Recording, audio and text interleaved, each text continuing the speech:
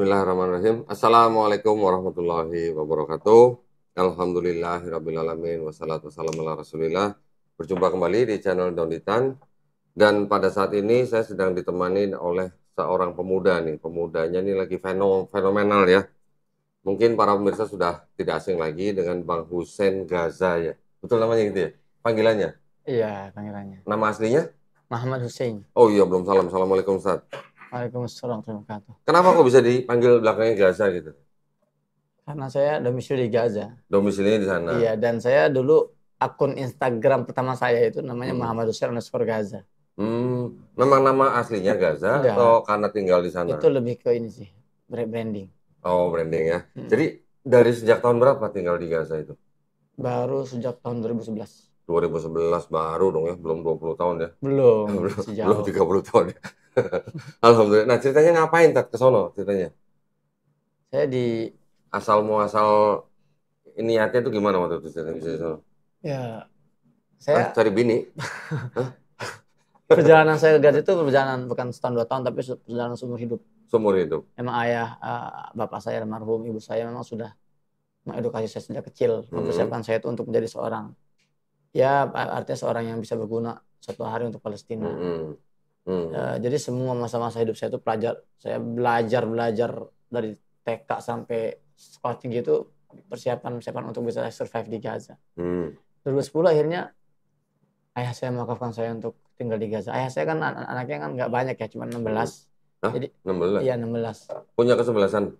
Ke-16an namanya. Kan 16an. Enggak, maksudnya kesebelasan, yang 5 cadangan gitu kan. Ya. 16? 16 ayah saya almarhum. Masya Allah. Bedanya berapa tahun itu? Ini yang produktif bapaknya apa ibunya nih? Dua istri. Dua-duanya ya? Oh, 2 istri. Oh, oke. Emang kita. Emang kita cuma 1. Itu cuma 1 ya? Sejauh ini baru 1. Yang itu juga 1 tuh. 1A, 1B, 1C. Oke. Jadi gelarnya LC. oh iya, gelarnya LC. Berarti harus panggil Ustadz dong ya? Kalau zaman kita belum Islam, LC kan jadi galak. Oh Allah, ngawur aja. Ngingetin aja nih gua. Nah, ceritanya gimana? Akhirnya kok bisa tinggal di sana? Iya. Jadi tahun 2010 ada konvoy Asia to Gaza namanya. Konvoy Asia to Gaza. Ini ratusan aktivis kemanusiaan dari berbagai benua berkumpul jalur darat, konvoy jalur darat, misinya menembus blokade Gaza. Itu yang ngadain siapa? Itu ada satu yayasan di India, Malaysia. Pokoknya kita gabungan lah. Oh, gabungan. Iya. Dan saat itu saya pimpinan kami di pondok nyuruh bapak saya kan. Bapak saya ini Ustadz Haji Muslim nih, anaknya banyak nih, satulah wakafin ke Gaza lah. Oke. Jadi anak wakaf gitu.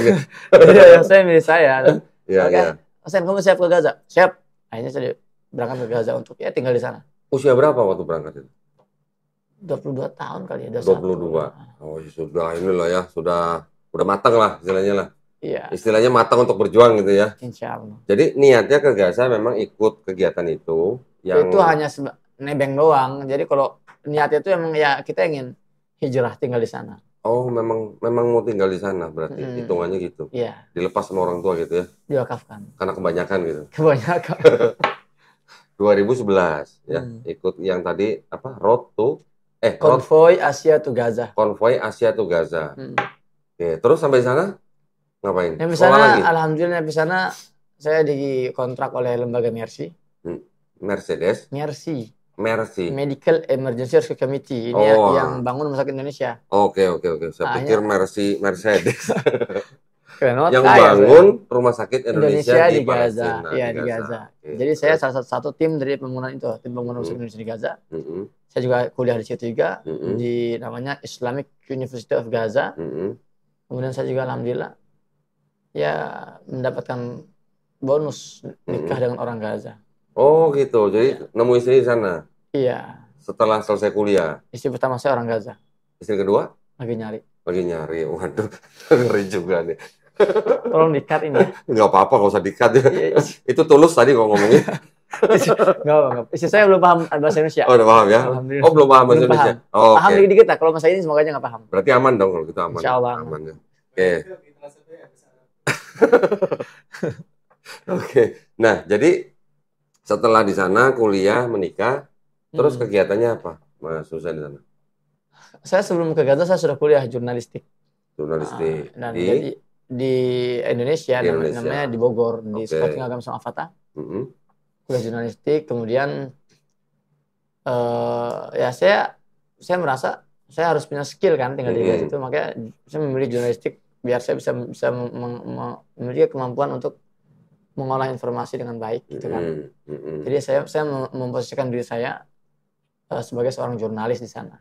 Oh, sebagai seorang jurnalis dan aktivis kemanusiaan. Aktivis kemanusiaan. Iya. Nah, di sana itu bergabung dengan apa? Sebuah organisasi apa? Ya tadi pertama Mercy.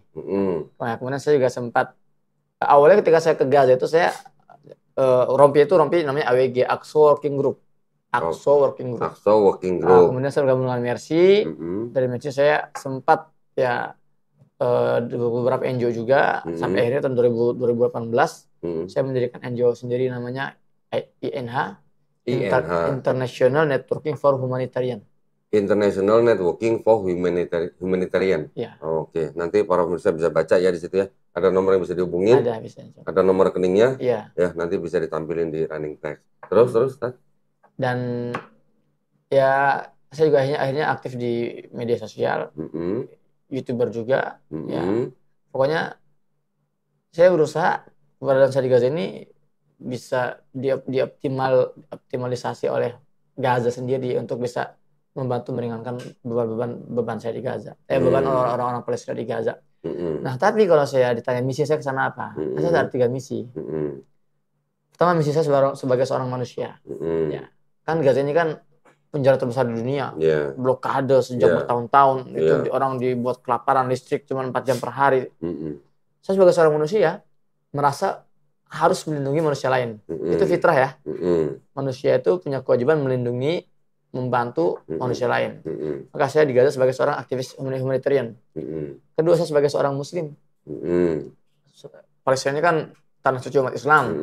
Ada Masjidil Aqsa itu, masjid yang pernah jadi kiblat umat Islam. Itu masjid yang sangat fenomenal dan masjid yang juga masjid suci ketiga setelah Masjidil Haram dan Masjid Nabawi. Saya sebagai seorang muslim punya kewajiban untuk mempertahankan masjid itu bersama warga Gaza. Dan terakhir saya sebagai seorang warga Indonesia. Indonesia ini kan sudah menyebut, kita sudah sepakat dalam pembukaan Undang-Undang 45 sebutkan bahwa kemerdekaan adalah hak-hak setiap bangsa. Maka penjajahan harus dihapuskan di atas muka bumi. Dan saya berada di Palestina untuk membantu dalam hal kemerdekaan, membantu warga Gaza ini bertahan dan memperjuangkan kemerdekaan mereka. Karena itu adalah perintah. Itu adalah misi konstitusional kita yang bukan hanya saya yang harus mengemban, tapi kokoh juga harus mengemban sebagai orang yang ngaku NKRI kan. Karena itu sudah menjadi misi konstitusi kita. Tapi misi yang pada waktu Husain pergi pertama kali ke sana itu di bawah pemerintahan Indonesia atau enggak? Enggak ya. NGO berarti. NGO. Oke. Sekarang Bang Husain sudah punya NGO sendiri. Yang memang bergerak khusus untuk di bidang kemanusiaan. Ya, tidak hanya di Palestina. Saya juga punya program di Afrika. Kita bangun sumur. Oh, ada. Jadi ini kita NGO kami ini itu interagama gitu ya. Interagama juga. Juga ya. Jadi di Afrika kita bangunin sumur-sumur itu buat orang non-muslim. Oh, ada juga begitu. Iya. Jadi ya itulah saya ketika saya mengatakan saya sebagai seorang manusia, saya punya tugas memanusiakan semua manusia. Terutama di Gaza kan, yang memang itu menjadi bencana kemanusiaan terbesar abad ini kan di Gaza gitu. Bagi saya enggak, dan di lembaga saya pun ada orang muslim. INH ini punya. Ada orang apa? Non-muslim. Oh, ada orang non-muslim ya? Saya punya di antara staf kami itu ada orang Nasrani ada di INH gitu. itu. Oke, berarti ini hanya ngurusin kemanusiaan lah ya? Ya. Oke. Dan lintas agama juga. Ya, betul. Nah, saya pengen ngobrol lebih dalam lagi nih, kondisi di Gaza. Ini kan berarti yang tinggal di sana juga ada orang Yahudi juga? Yahudi nggak ada. Nggak ada? Dulu ada. Oke. Sebelum 2005. Tapi karena orang Yahudi ini kan karena ya mereka penjajah di sana kan, di Gaza ini. Banyak aksi-aksi perlawanan oleh warga lokal.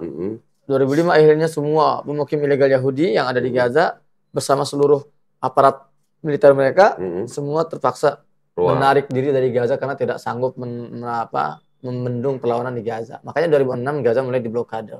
Oke, berarti Yahudi ini keluar semua. Keluar semua. Yang Kristen masih ada juga. Ada. Jadi yang tinggal di sini di Gaza tuh kebanyakan orang Muslim dan orang Kristen. Ya. Dan kondisinya tidak ada bedanya gitu buat Nggak Muslim ada. sama Kristen sama aja. Sama aja. Jadi orang Kristen di sana juga menderita. Ya. Sama dengan yang Muslim di sana. Sama. Sekarang ini sudah banyak membunuh orang Kristen juga di Gaza. Orang dari Israel. Orang Kristen Gaza itu ya dibunuh oleh penjajah tubuh Israel itu sudah banyak. Iya. Dari tentara Israel yang membunuh orang Kristen saya juga banyak. Iya. Oke. Jadi yang dilakukan oleh INH ini secara utamanya apa di sana, Bang Husein? Kita karena kita kemanusiaan ya, jadi kita ada 3 program sebetulnya. Program utama pertama ini logistik emergency. Kita menyediakan logistik sembako gitu kan. Logistik itu termasuk juga misalnya selimut hangat ya, hal-hal yang sifatnya logistik. Kemudian kita juga ada program namanya empowerment. Pemberdayaan. Jadi kita nggak mau membiasakan mereka itu menerima gitu kan. Kita nggak mau membentuk mental pengemis di warga Gaza kan. Jadi kita daripada ngasih ikannya kita kasih kailnya aja biar mereka mancing. Nah, jadi kita di sana ada beasiswa, program beasiswa, kemudian sponsor pendidikan gitu kan. Kemudian juga misalnya UMKM Gaza kita modali gitu loh, mereka bergerak gitu loh. Itu kedua. Jadi pertama tadi kan logistik emergency, kemudian juga empowerment, dan satu lagi ini edukasi tadi itu larinya itu ke beasiswa edukasi itu. Oke. Masih ada sekolah-sekolah di sana? Masih ada tapi sudah banyak yang hancur sih. Banyak hancur ya. Yang rumah sakit juga banyak hancur. Banyak yang hancur. Oke. Nah, terus INH ini sendiri di Gaza itu bekerja sama nggak dengan yang dikenal orang dengan Hamas atau Fatah gitu? Bukan kerjasama ya, jatuhnya kita tidak memandang Hamas Fatah ya, karena kita nggak ada kepentingan politik. Hamas itu kan politik, partai politik, Fatah partai politik. Semua yang membutuhkan kita bantu, entah itu Hamas atau Fatah. Berarti tidak melihat mereka dari kelompok mana gitu enggak ya? Tidak membela salah satu gitu ya? Enggak. Oke, ya. Nah, dari tahun berapa tuh, Bang Husein, INH-nya itu? Dari 2018. 2018. Jadi tidak hanya berkiprah di Gaza, tetapi juga di negara lain. Di wilayah lain di Palestina juga? Sejauh ini baru di Gaza sih. Baru di Gaza. Karena itu yang paling urgent itu di situ. Oke, tapi ke Afrika juga? Afrika iya. Oh, ada juga. Nah, Indonesia banyak. Di Indonesia juga ya? Banyak. Oke, ya. Nah, berarti INH ini juga menerima bantuan dari Indonesia misalnya untuk disalurkan ke Gaza? Menerima, ya betul pastilah. Gitu ya? Ya. Oke. Nah, terus gimana kesulitan INH ini untuk bergerak di sana? Banyak halangan nggak? Kita di sana, saya dan teman-teman saya itu kalau kita eksekusi program, taruhannya nyawa. Nyawa ya. Karena bombardir sana sini, gitu. Resiko besar sekali kan. Jadi Bang Husein di sana tuh udah sering mendengar desing peluru tuh udah sering? Bukan hanya mendengar ya. Hah? Saya lagi naik mobil nih, itu kan, bum, set di mobil itu. Bisa begitu ya? Sampai geser gitu. Masya Allah, sampai begitu ya. Itu sering ya di sana ya? Iya, biasa itu. Oh, hanya di sekitar Gaza aja? Iya, memang kan Gaza ini kan wilayah yang tertutup ya, terblokade. Laut, darat terblokade. Di situ aja kita nggak bisa kemana-mana. Nggak bisa kemana-mana. Listrik itu dibatasin benar di sana? Ya, 4 jam per hari. Sehari cuma 4 jam? 4 jam. Itu kalau lagi bagus 8 jam. Kalau lagi bagus ya, 8 jam per hari. Itu sebelum agresi nih. Kalau agresi ini udah dari putus total. Jadi sekarang udah putus total ini? Total. Kalaupun masih ada listrik di situ, itu biasanya yang punya solar panel aja. Oke. Tapi nggak semua punya solar panel. 1% dari mayoritas warga. Dan memang orang-orang yang di Gaza tuh memang nggak bisa kemana-mana ya? Nggak bisa. Memang ya di penjara gitu sebenarnya, kayak penjara yang gede gitu ya? Iya, betul. Penjara terbesar di muka bumi. Terus kira-kira sekarang ini mau ke arah mana gitu ya? Mau sampai kapan gitu ya? Saudara-saudara kita yang di sana. Jadi pertama, kasus seperti itu bukan pertama kali ya. Iya. Saya pun merasakan agresi ini nggak cuma kali ini doang. Tahun 2012 kami dibombardir juga 8 hari. 2014 50 hari. 2021 14 hari. Dan kali ini sudah masuk 81 hari nih, ini paling parah nih, paling lama nih. Tapi seperti yang sudah pastinya akan berhenti. Satu titik pasti akan berhenti. Israel ini, Netanyahu ini benar-benar sekarang sedang kalang kabut karena ditekan oleh semua pihak. Dari setiap malam itu ribuan pemukim Israel itu demo di depan rumah dia.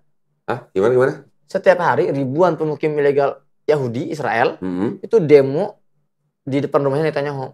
Setiap hari Oke. Mereka juga menekan pemerintahnya sendiri. Untuk menghentikan serangan dan melakukan pertukaran tawanan. Karena kan jadi para pejuang Gaza ini sekarang sedang menawan sekitar 130 orang-orang Yahudi, tentara Yahudi yang ada di Gaza ditawan. Nah, dan sebagian mereka udah ada puluhan udah yang terbunuh oleh serangan-serangan jet tempur Israel sendiri. Dari Israel sendiri. Iya. Bahkan yang terakhir tuh Hamas sengaja melepas 3 tentara Israel tuh dengan telanjang baju ya, nggak pakai baju, terus pakai bendera putih kan, suruh jalan, didor sama sniper Israel sendiri. Der kayak gitu, kira kan warga kan, pas deketin tanya, ini orang Yahudi sendiri katanya. Waduh, makanya itu jadi kacau banget tuh di internal Israel tuh. Artinya misi Israel kali ini kan mereka ingin membebaskan para sandera. Tapi mereka malah lebih banyak membunuh sandera mereka gitu. Nggak tahu ya. Iya. Berarti Gaza ini juga dikelilingin oleh sniper Israel sendiri. Iya. Setiap hari. Iya. Wow. Jadi sampai kapannya nih belum ada tanda-tanda gitu, Bang Husain? Tapi dekat lah, nggak lama. Nggak lama lagi, insya Allah. Iya. Nah, kalau listrik cuma 4 jam, apalagi kemarin agresi kemarin tuh sekarang udah nggak ada total. Iya. Terus gimana kehidupan sosial kita yang di sana sekarang tuh, yang terutama yang nggak punya solar panel gitu? Ya mereka hidup dalam kegelapan saja. Setiap hari? Setiap hari. Sekarang mereka tinggal di tenda-tenda juga karena rumah mereka sudah hancur. Mereka semua yang di wilayah utara sudah banyak yang bergerak ke selatan. Di selatan mereka tidur di tenda-tenda yang sangat minim sekali. Satu tenda kecil, berapa? 1,5 kali 1 meter kali itu bisa sampai 6 orang isinya. Waduh. Dan juga belum sekarang lagi musim dingin di Gaza juga kan, musim dingin, hujan deras, dia bombardir sana sini. Belum kita bicara masalah kesulitan air bersih. Air gimana sampai sekarang? Air di Gaza itu sebelum agresi ini itu memang sudah krisis air bersih. Hanya 3% yang layak konsumsi. Apalagi sekarang. Ketika kondisi gini udah sulit sekali, jangankan dapat air bersih, air kotor pun sulit mereka temukan gitu. Jadi mereka sekarang ngandalin apa? Air hujan. Kalau air hujan mereka tampung gitu kan buat air diminum oleh mereka. Nah sekarang jalur untuk masuk bantuan juga masih ditutup. Hanya ada 1 jalur, namanya jalur Rafah. Itu dibuka, tapi yang masuk kontainer bantuan itu hanya 100 kontainer per hari. Dibatasin. Iya. Gaza ini sekarang, kondisi sekarang ini minimal itu harus masuk 1.500 kontainer per hari. Minimal. 1.500 kontainer per hari. Ini yang masuk sekarang cuma 100 per hari itu. Jauh ya. Makanya. Sengaja. Dan sekarang ada belasan ribu kontainer di Mesir yang lagi ngantri untuk masuk ke Rafah. Belasan ribu? Belasan ribu. Yang ngantri? Nah tadi kata teman saya, barusan saya calling connect dia bilang ada lebih dari 20.000 malah. Dia bilang gitu. Loh, sekarang ini Bang Husain lagi di Indonesia. Memang cuma sementara mau balik ke sana lagi atau gimana? Iya, saya dari awal sudah meniatkan hijrah di sana, ya rumah saya di sana. Berarti nanti di sini saya kunjungan doang, kunjungan aja sementara. Berarti nanti balik lagi sana. Ya. Jadi di Indonesia ini misinya sekarang sedang apa? Sedang edukasi. Mengedukasi. Jadi kan alhamdulillah tanggal 12 November saya dievakuasi dari Gaza. Saya sempat 2 hari di Mesir, dijamu oleh kedubes RI di sana. 15 November saya landing di Jakarta. Ketika saya di pesawat, saya dikirim WhatsApp sama saudara saya, keluarga saya. Dia bilang, "Sen, kamu ini kan baru pulang dari perang. Ini sudah banyak nih media-media yang mau wawancara, sudah ngantri, sudah minta jadwal. Tapi kita keluarga sudah menyisakan kamu 3 hari dulu lah untuk istirahat gitu." Saya bilang, gimana saya bisa istirahat? Sementara saudara-saudara di Gaza itu dibantai tanpa istirahat. Saya bilang, oke. Saya nggak malu saya kalau harus istirahat sekarang. Terima semua itu. Nah jadi semenjak saya landing sampai sekarang saya belum istirahat. Per hari saya ngisi sampai 4-5 titik. Untuk edukasi masyarakat, berbagi cerita, berbagi informasi. Kalau ada yang mau nitip kirim hadiah Palestina, saya tampung lewat INH. Jadi saya bilang, saya pulang ke Gaza bukan untuk rebahan, bukan untuk soal santai-santai, tapi untuk melanjutkan perjuangan saya itu mengedukasi. Loh, kalau kewarganegaraan Bang Hussein ini masih Indonesia atau gimana? Indonesia. Masih Indonesia sebagai apa namanya pelaku NGO di sana gitu ya. Betul. Ini hanya sekarang visanya gimana? Kalau kemana? Kalau ke Indonesia? Israel, Indonesia masuk nanti balik ke Iya, Israel saya harus ngurus visa ke Mesir, jatuhnya Mesir. lewat Mesir. Masukkan nanti lewat Mesir. Iya. Oke. Berat ya. Ini ceritanya, anak istri di sana? Anak saya ikut sama saya. Di sini Jakarta. Orang tua tinggal di mana? Orang tua di Cilengsi, Bogor. Oh, di Cilengsi sini, nggak jauh ya? Ini kan Cibubur nih. Oke, ya. Berarti nggak jauh. Tapi ya gimana ya? Dari saudara-saudara yang banyak itu nggak ada yang nyusul. Satu dulu cukup. Satu aja dulu cukup ya. Masya Allah. Waduh, berarti dari 2011 INH sendiri sampai sekarang udah total berarti Bang Hussein udah tinggal kira-kira 12 tahun di sana ya. Waduh. Ada cerita apa lagi Mas yang bisa disampaikan ke pemirsa buat edukasi nih Mas? Kira-kira. Ya, banyak sih sebetulnya. Menarik itu gini. Banyak yang bertanya kepada saya kan. Ini kemana negara-negara Arab? Gitu kan. Gaza ini kan di Timur Tengah. Setengah ini kan negara-negara kaya raya gitu kayaknya. Kok pada diem gitu ya? Kok pada diem? Sebetulnya nggak diem. Kesandera? Enggak. Jadi yang bilang negara-negara Arab ini pemerintah negara-negara Arab ini diam itu tuduhan serius. Karena mereka tidak diam, mereka membantu sekuat tenaga. Mereka membantu Israel membantai Gaza. Membantu gimana? Israel membantai Gaza. Malah membantu Israel membantai Gaza? Iya. Itu kenyataannya. Gimana ceritanya bisa begitu ya? Ya, antum kan negara-negara Arab itu. Kalau ini kan paham sejarah kan, suka baca sejarah bagaimana pembentukan negara-negara Timur Tengah itu kan memang dikondisikan untuk membackup Israel di wilayah itu sebetulnya. Ini kalau saya dengar nih ya, ini yang saya dengar. Terutama negara Arab Saudi ini. Ini kalau nggak salah, rahasianya itu udah dipegang sama Israel. Bukan cuma rahasia, semuanya. Jadi karena rahasia udah dipegang, makanya mereka nggak bisa ngapa-ngapain gitu. Iya. Jadi bukan cuma rahasianya aja. Bukan cuma rahasia aja. Malah apanya? Yahudi juga ikut berperan dalam pembentukan negara-negara itu. Dia kayak negara kecil-kecil ya. Emirat Arab, kemudian juga Oman, kemudian juga Saudi Arabia. Yaman. Iya kan? Kalau kita bicara pembentukan negara-negara itu kan yang bentuk siapa? Amerika dan Inggris. Setelah Ottoman kalah ya. Iya, ada Sykes-Picot gitu kan. Dijadikan negara kecil-kecil. Kecil-kecil, dikasih bendera masing-masing, lalu kenegaraan. Iya. Ya itu semua yang membesarkan ya Israel sama Amerika itu. Jadi ketika mereka mau membantai Gaza, bukan hanya diam Arab negara itu, tapi ya harus membackup Israel sendiri. Kalau Turki gimana? Kenapa Turki itu? Turki kan keras kan memandang. Keras di mulut doang. Oh gitu? Iya. Tindakan belum? Nggak ada. Nggak ngapa-ngapain Turki. Paling ngirim bantuan. Itu juga tersendat juga di perbatasan. Oh gitu? Makanya, yang ingin saya sampaikan apa? Saya ketika di Gaza itu kok, saya kuliah di sana, saya banyak berinteraksi dengan para dosen, mahasiswa. Nggak sedikit yang ngomong ke saya, kalau curhat ke saya itu ya, begini ngomongnya. Mas Hussein, kami ini sudah mulai putus asa terhadap negara-negara tetangga kami. Ya, karena mereka bukannya hanya meninggalkan kami, tapi mereka malah merapat ke pihak musuh, yaitu yang kita namakan normalisasi gitu kan. Tapi kami melihat orang Indonesia, dan saya pernah ke Indonesia, ada yang udah sini ya, saya pernah ke Indonesia melihat bagaimana umat Islam Indonesia ini besar kecintaannya terhadap Palestina. Kami yakin bahwa Indonesia ini akan menjadi kekuatan besar yang kelak akan membantu kami membebaskan Palestina. Jadi warga Gaza ini memiliki harapan besar kepada umat Islam Indonesia, dan mereka punya optimisme bahwa umat Muslim Indonesia inilah yang kelak akan membebaskan Palestina dari penjajahan.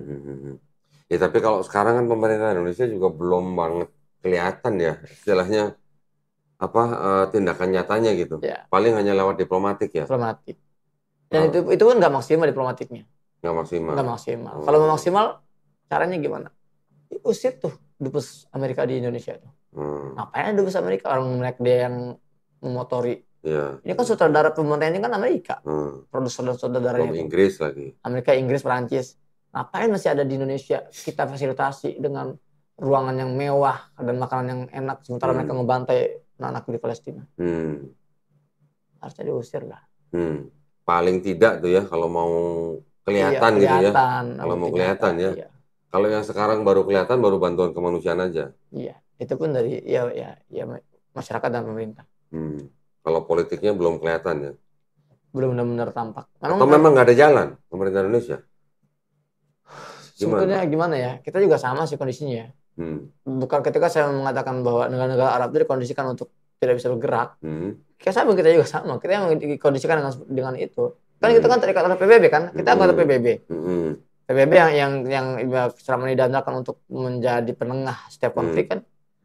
PBB ternyata nggak bisa berbuat apa-apa. Gitu kan? Di Gaza sendiri PBB tuh ngapain? Nggak ngapain. Mereka cuma bisa ikut berteriak. Banyak kok ini karyawan PBB terbunuh di Gaza itu. Banyak kok petugas-petugas PBB itu terbunuh di Gaza. Saya pernah diwawancara itu oleh televisi Rusia waktu saya di Gaza. Dia tanya itu, kenapa ini Amerika dan Israel nggak juga berhenti nih? Padahal sudah ada demo seluruh negara, bahkan sudah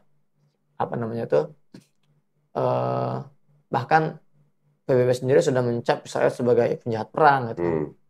Apa pandangan kalian, pandangan Anda gitu kan? Televisi Rusia yang saya bilang, ya jangan aneh lah. PBB sendiri dibentuk memang untuk kepentingan Israel. Dulunya ya. Sampai sekarang juga. Waktu pertama kali kebentuk gitu ya. Itu juga ada peran LBB gitu ya. Iya. Sekarang ya cuma kayak meneruskan berarti gitu ya. Iya, betul. itu kenyataan pahit yang harus kita terima hari ini. Terus mau minta tolong kemana lagi ya? Saudara kita yang di Gaza gitu ya. Iya. Tapi warga Gaza mereka memang sudah tahu resikonya ya. Jadi Gaza ini sebetulnya sudah bisa keluar dari permasalahan ini. Ya kalau Gaza ini perjuangannya hanya sebatas materi atau dunia, mereka bisa lepas dari blokade ini. Karena Israel itu dia membuka tawaran kepada Gaza. Saya akan kasih gambaran dulu ya sedikit ya. Israel ini kan negara pendudukan, bukan negara, artinya dia kekuatan pendudukan yang ingin menguasai tidak hanya Palestina, tapi jauh dari itu. Ben Gurion, Perdana Menteri Israel, pernah ditanya oleh wartawan, Pak Perdana Menteri, kami melihat kok Israel ini kok perbatasannya setiap hari melebar. Di mana batasnya? Apa jawaban dia? Batas negara Israel adalah sejauh yang bisa dijangkau oleh tentara kami. Jadi kalau mereka bisa menjangkau Cibubur juga kena jajah itu. Jadi di mana dia menginjakan kaki udah dianggap jadi wilayah dia. Itu adalah misi utama Israel. Nah, tapi hari ini Israel ini sedang terbentur dengan satu batu keras namanya Gaza. Yang nggak mau tunduk di situ kan. Mereka berusaha menaklukkan Gaza 2008 dibombardir gagal. 2012 lagi gagal selalu. Makanya Israel ini membuka tawaran sampai sekarang masih berlaku. Kata Israel, Pak, wahai Gaza, kalau kalian kami berjanji kami akan mengangkat blokade, dia bilang. Pemerintah Israel. Kami berjanji akan membuka perbatasan. Kami akan bangunkan untuk kalian pelabuhan terbaik, bandara tercanggih. Kami akan menjadikan kalian orang Gaza ini orang-orang kaya, orang-orang makmur Singapura. Itu tawaran Israel. Satu syaratnya. Tanggalkan senjata kalian, menyerahlah. Seperti wilayah Palestina lainnya kan sudah dikuasai oleh Israel nih. Tinggal Gaza doang yang belum dikuasai. Menyerah saja. Kalau kalian menyerah, kalau kalian tidak melawan, kami akan jadikan kalian orang kaya seperti orang Singapura, dia bilang gitu kan. Sederhana. Kalau Gaza mau keluar dari penderitaan ini bisa sebetulnya. Tapi apa kata orang Gaza? Kami tidak akan mungkin menyerah. Karena yang sedang kami lindungi ini bukan sekedar tanah kami. Ini tanah wakaf umat Islam, dia bilang gitu. Yang sedang kami pertahankan ini bukan darah kami. Kami sedang mempertahankan kehormatan umat Islam. Masjidil Aqsa itu masjid umat Islam. Jadi dengan kata lain mereka mengatakan kami lebih baik dibantai, diblokade, dibom. Tapi kami tidak rela menyerahkan tanah wakaf umat Islam kepada kalian para penjajah. Tapi penduduk Gaza kan nggak punya akses ke Masjidil Aqsa kan? Iya, nggak punya. Nggak punya kan? Nggak punya. Sampai sekarang masih ditutup? Iya. Saya 12 tahun di Gaza nggak pernah ke Al-Aqsa. Oh gitu? Nggak bisa. Karena kita blokade itu. Oh alah. Berarti untuk keluarga saja nggak bisa, boro-boro sampai ke Masjidil Aqsa. Iya. Sebetulnya dari Gaza ke Al-Aqsa itu cuma 70 km, ada perbatasannya, namanya perbatasan Erez. Oh. Cuman karena itu dikuasai Yahudi, kita nggak bisa ke sana. Sangat-sangat memprihatinkan ya kalau gitu ya. Iya. Jadi ini ya memang benar-benar sebuah perjuangan hidup dan mati kalau begitu berarti. Iya. Ceritanya kalau begini ya. Iya. Bukan cuman istilahnya politik dan perang gitu. Di belakangnya memang ada perjuangan hidup dan mati, sebuah tanah wakaf, warisan daripada Islam, termasuk di dalamnya adalah Masjidil Aqsa ya. Masya Allah. Kita doakan ya saudara-saudara kita yang ada di sana di Gaza, semoga semua diberikan kekuatan ya. Amin. Dan juga kesabaran supaya bisa melewati segala kesulitan. Amin. Nah, buat para pemirsa yang ingin membantu saudara kita yang ada di Gaza, bisa melalui INH ya, Mas ya. Nanti bisa dibaca di running text, ada nomor rekening dan mungkin ada nomor handphone yang bisa dihubungin, bisa dikirimkan ke nomor rekening tersebut. Insya Allah sangat bermanfaat ya buat saudara kita yang ada di sana. Baik, Mas, gitu aja. Mungkin ada pesan penutup buat para pemirsa? Ya. Untuk masalah ini? Begini, karena ini kan viewernya Mas Kohden ini kan banyak dari Muslim non Muslim ya, gitu ya. Saya mau kasih pesan aja. Kalau yang penonton Muslim mungkin sudah sering lihat konten saya kan. Tapi yang non Muslim ini, karena masih banyak yang artinya nyinyir sama Palestina gitu, masih mendukung Israel sebagai penjajah. Gitu. Saya ingin ingatkan aja bahwa tidak perlu menjadi seorang Muslim untuk bantu Palestina. Cukup jadi seorang manusia. Cukup jadi manusia ya. Karena ini masalah manusia. Yang dibunuh di Gaza itu anak-anak kecil loh. 10.000 lebih dibunuh anak kecil tuh. Ya kalau kita tidak tergerak rasa kemanusiaan kita, bukan manusia. Jangan-jangan kita bukan manusia gitu loh. Apalagi kalau kita mengaku sebagai orang Indonesia ya Indonesia punya kewajiban konstitusional untuk menghentikan penjajahan gitu kan. Nah, kalau ada orang ngaku Indonesia tapi dia malah mendukung Zionisme, penjajahan Israel, ya jangan-jangan itu pengkhianat bangsa itu. Berarti sama seperti orang Indonesia dulu bantu Belanda gitu ya. Iya, Londe Ireng itulah. Londe Ireng. Baik, alhamdulillah ya, mudah-mudahan obrolan kita yang singkat ini bisa membuat edukasi buat kita semua ya, Bang Husein ya. Dan kami juga berdoa mudah-mudahan Bang Husein nanti juga bisa kembali ke tempat kerjanya dengan selamat. Amin. Mudah-mudahan juga bisa melakukan apa yang menjadi tugas Bang Husein di sana ya. Amin. Bermanfaat buat para penduduk Gaza. Amin. Kita semuanya berdoa, semoga kita semua dilindungi dan dirahmati Allah Subhanahu wa taala ya. Amin ya rabbal alamin. Baik, kalau begitu terima kasih banyak para pemirsa atas perhatiannya. Jumpa lagi nanti kita di konten-konten selanjutnya. Akhir kata wabillahi taufiq wal hidayah. Wassalamualaikum warahmatullahi wabarakatuh. Waalaikumsalam. Masih banyak ya, Bang Husein ya.